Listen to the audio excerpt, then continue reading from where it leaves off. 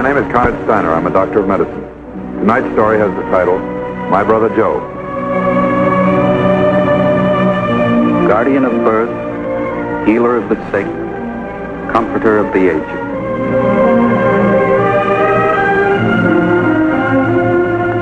To the profession of medicine, to the men and women who labor in its cause, this story is dedicated.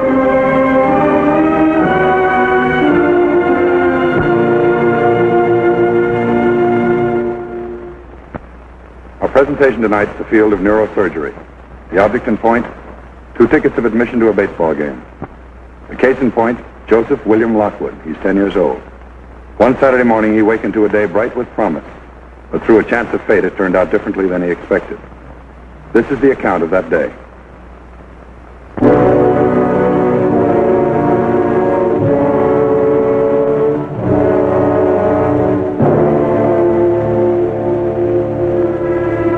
Excuse me. Yes? My name is Stanley Lockwood. I'd like to see Joseph Lockwood, please. Is he here? Are you close relative of his? Yes, ma'am. I'm Joe's brother. Can I see him? Dr. Birchard? Just a minute.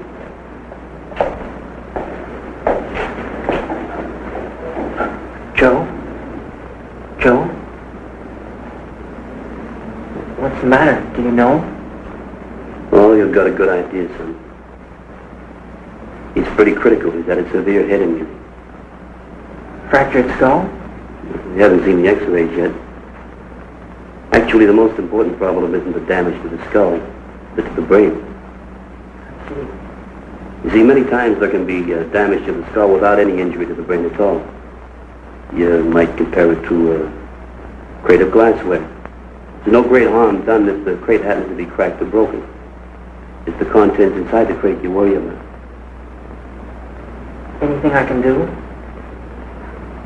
If there is, we'll let you know. Okay. I'll be waiting outside here in the hall. Fine.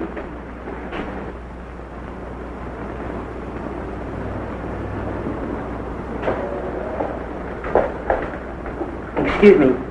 Yes. They said my father was here. Yes, he was out on the benches, but he might have gone down to the hall to use the phone. Thanks.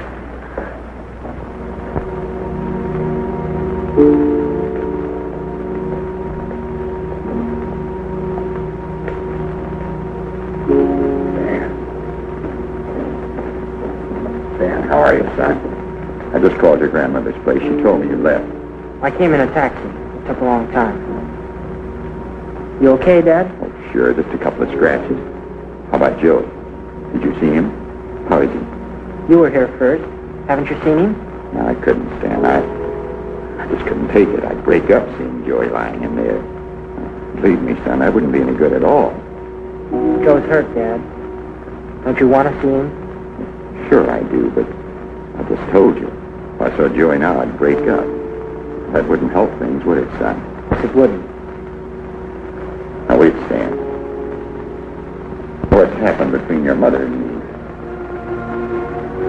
You know how much you fellows mean to me, you and Joey. You know how I think about you. Sure, Dad. I know how you feel.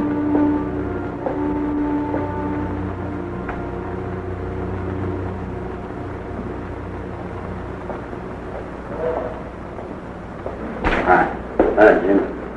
Sure. Auto versus auto. Condition. Not good. The pressure's at 160 over 100. Pulse is a little slow, still 70. What's your impression? Severe cerebral contusion with edema, possible laceration. We're worried about interval hemorrhage. Blood pressure's up and pulse a little slow. It goes along with increase in cranial pressure. We've got him prepped for surgery just to be on the safe side. Any interval history? No, he was unconscious from the time of the accident. We did a spinal tap on him. The fluid was blood tinged. Pressure was 210. Any lateralizing findings? Nothing. Good cerebral contusion, all right. Better watch him pretty close. I'll call a consultant from the attending staff. Ryan. Hi, Ben. Hi, Ben. John, is this the boy for the trach? Yeah, I'd like to try and help with breathing all we can. They having a bit of trouble? Yeah, the gag reflex is pretty well gone.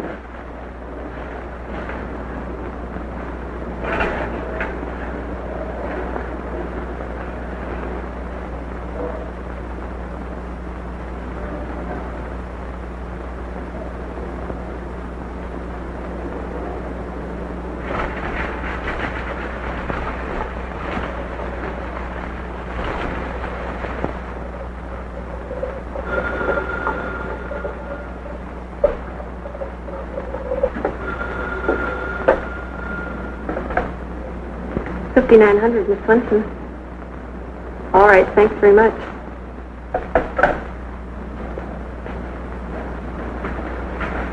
Dr. Bircher, the x-rays are ready on the way. Let's go. If anything happens, call us right away. All right, Doctor. Violet, nurse.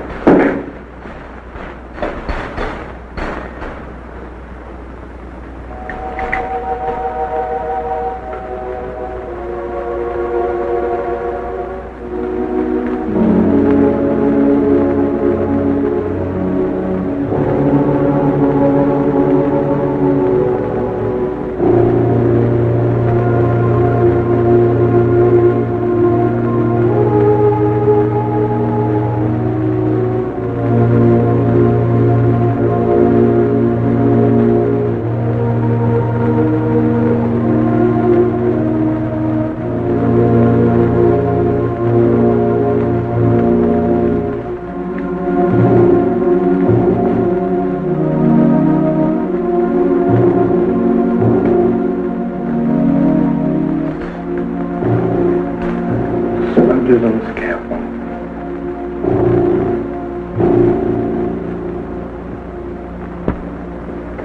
You understand? You're getting the big. I was just thinking it must be months since I've seen you. How do you like your new school? Get along all right? What happened, Dad? How'd you get in the wreck? Well, it's hard to explain, Stan. I wish I had an alibi. I haven't anything. I was speeding. There's no one to blame, just me. How'd you get in the wreck, Dad? I didn't have a drink, son. Not one. You can ask the doctors. I was speeding. Just happened. That's all. How'd it happen?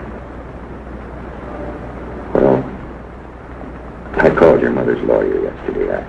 I said instead of my regular visiting day with Joy, I'd like to take him to Saturday doubleheader.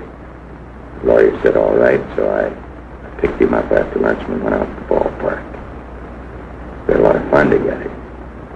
Joey kept asking about you, Stan. He looked just great. Well, it was a lot of fun. I must have forgot the time. I looked at my watch and I realized I'd have to hurry. I had this date with a friend of mine, so Joey and I got in the car and, like I say, it's going pretty fast. Speeding. Car pulled out at an intersection. I swung the wheel over. I missed the car, but front wheel hit the curb and tire blew out. Lost control. Piled into a cement wall. Joey hit his head. Dashboard. That's all I can tell you, Stan. Okay, Dad. I just wanted to know how it happened.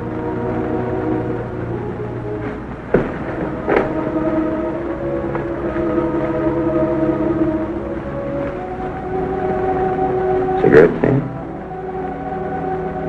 Or don't they agree with you? No thanks, Dad. I don't smoke.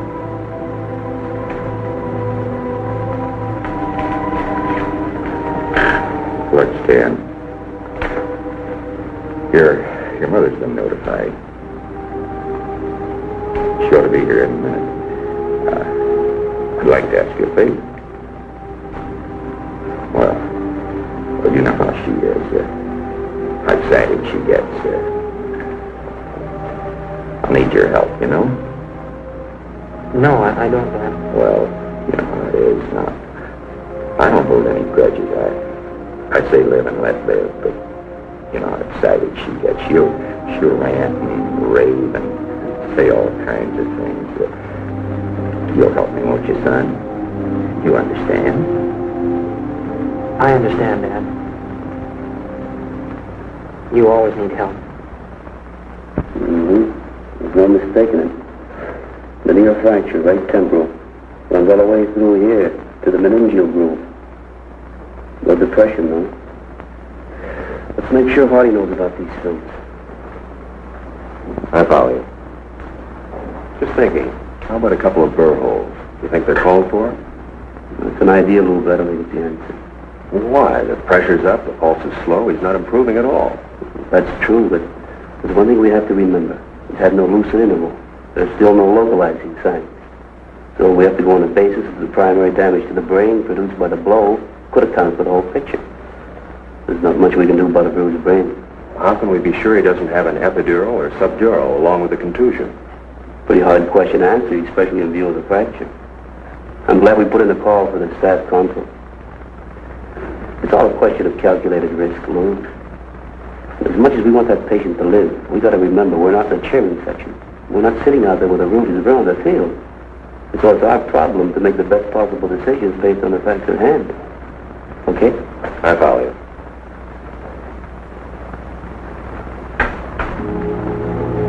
So the quiet, desperate struggle for the life of 10-year-old Joseph Lockwood continues.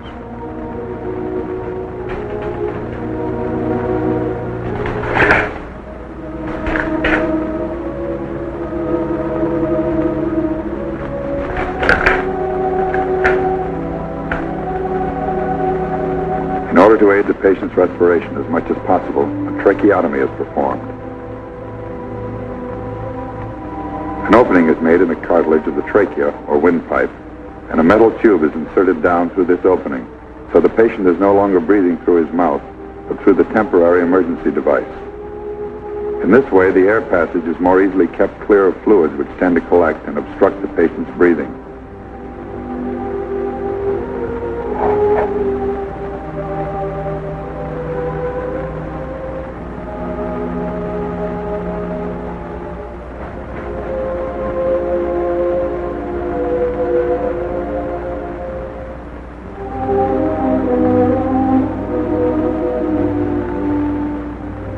The oxygen supply is then regulated to conform with this procedure.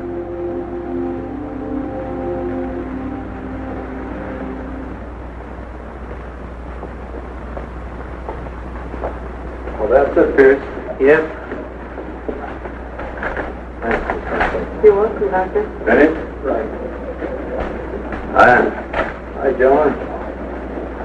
The tube in all right? Yeah, good airway, exception of the strength field.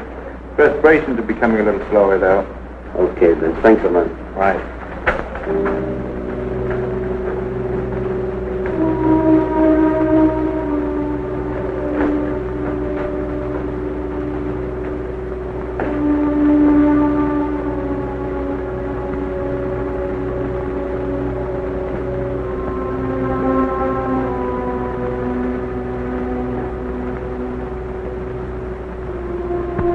Dan.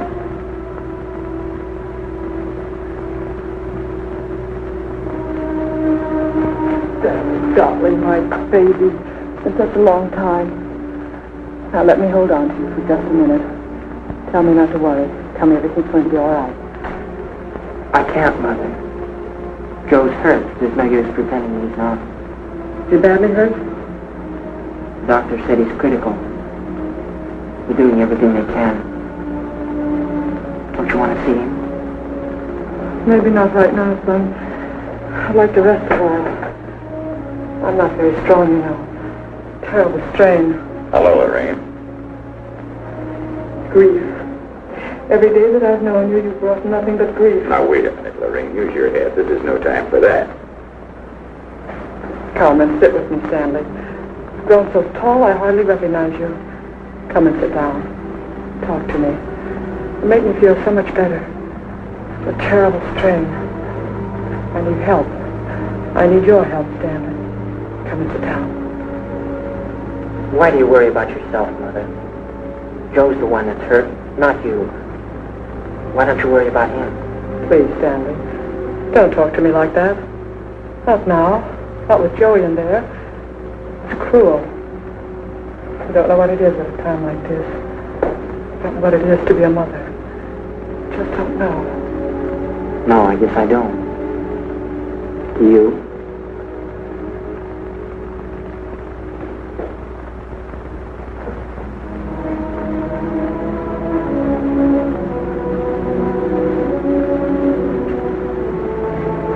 Still the same, 160 over 100. I guess we'd better do it. It's all we can. Yeah, all right, Frank. We get the parents' consent. It's all lined up, but available. Yeah, we'll be up right away. Staff man? Uh-huh. Frank Kirkman. He saw the patient while you're in X-ray. He's waiting for us in 15. All right, let's go.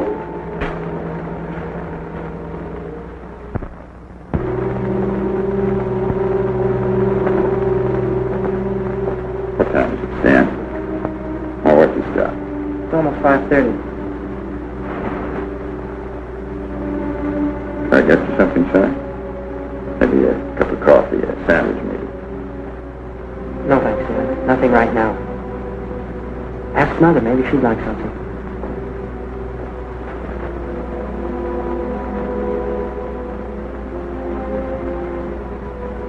I got you something? Would you care for a cup of coffee? Get away from here. Can't you try to be civil? That's the least you could do at a time like this. Get away from me. Haven't changed a bit, have you? You're still the important one. Nobody matters, just you. Everything takes second place, even your own children. You've got your nerve. How can you even mention the children? Oh, you've done things to me before. I never dreamed you'd do a thing like this. You out of your mind? Do you think I meant to hurt Joe? What difference does it make what you meant? You did it. It's on your conscience. You could mention a few things that should be on your conscience. That is, if you have such a thing as a conscience. You've got your nerve. You of all people. You cared nothing for me. You cared nothing for the boys. You're not even a bad father. You're no father at all. And I suppose you're the loving mother. The loving, devoted mother. Don't make me laugh. You fool. You stupid, conceited fool. Be quiet. Stanley. Both of you, be quiet. If you can't act decent, then get out. Leave right now. I'll look after Joe. Wait a minute, son. He's done without you for a long time. We both have. We don't need either one of you. As far as I'm concerned, I don't care if I ever see you again. You can walk out that door and be gone forever. We're not going to miss you. You're supposed to be our mother and father.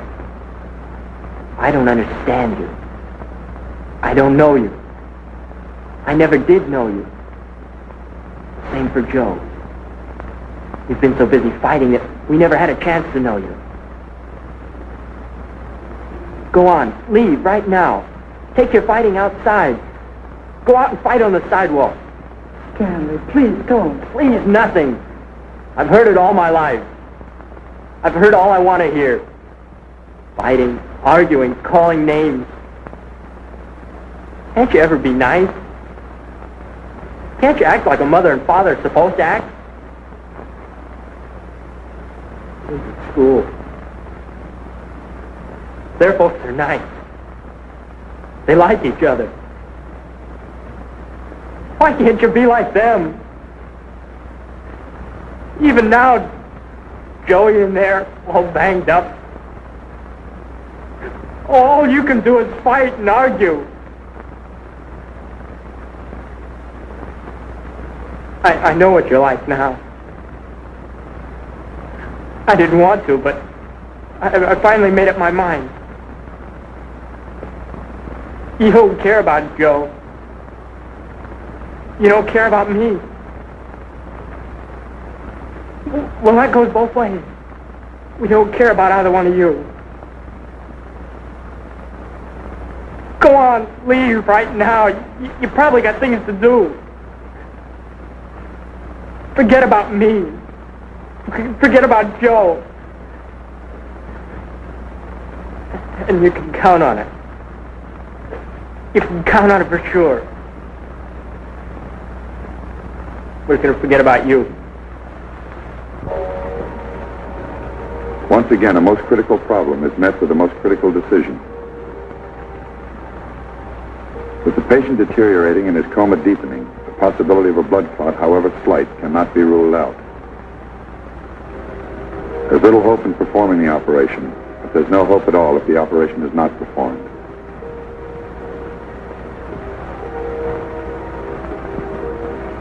Openings approximately 1/2 inch in diameter are made on both sides of the skull in the temporal area, and the exposed surfaces examined for evidence of epidural or subdural blood clots.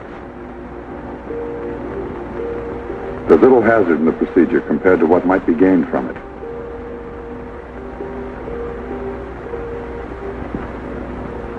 The struggle goes on, to the end, to the bitter, incontestable end.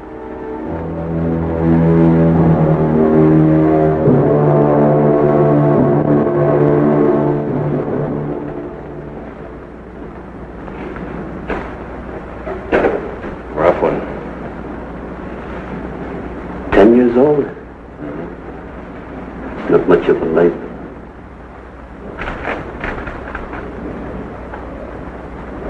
You gonna talk to folks? Yeah.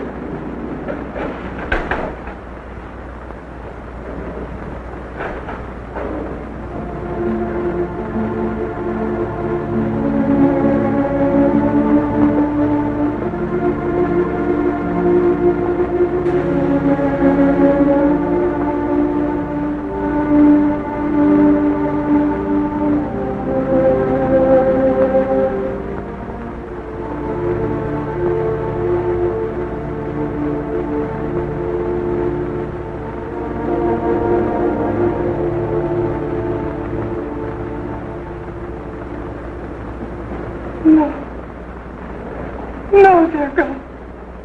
No.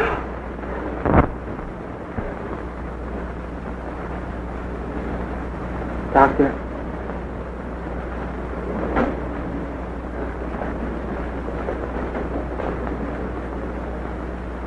Did Joe wake up at all?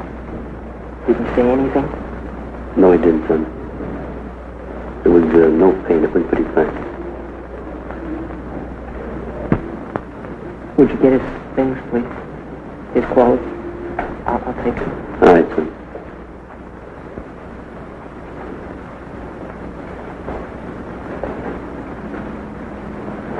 Dad? Shall we go home? All right, son. Lorraine, we're going home, honey. Now, take it easy. Everything's going to be all right. Yes. Thank you, Doc.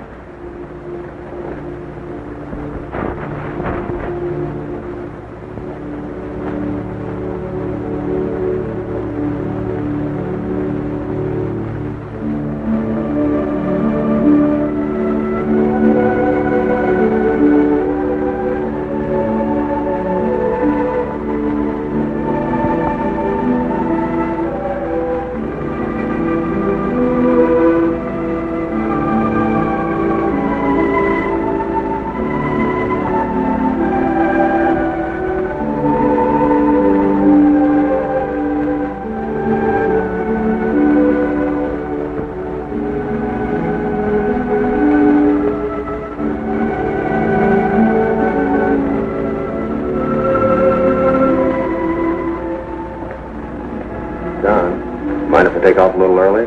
My kid's birthday today. I'd like to be home when he wakes up, see him open his present. Sure, I'll go right ahead. You say hello to the wife for me, please. Right. See you tomorrow, John. Thanks a lot. Oh, hey, Lou. Yeah? Just thought I'd remind you. What's that? Drive carefully, will you?